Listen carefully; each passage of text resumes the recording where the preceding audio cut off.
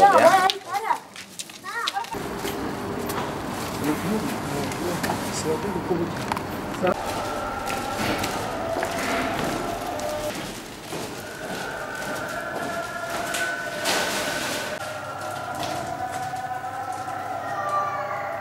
Rani olarak yetim ve muhtaç aileler yararına düzenlediğimiz kermes gelerini gıda kolisi olarak hazırladık. Daha önce tespit ettiğimiz yüzlerce yetim, muhtaç ve mağdur ailelere gıda kolisini ulaştırdık. Düzenlediğimiz kermese destek veren hayırseverleri ve katkıda bulunan Cizre halkına teşekkür ederiz.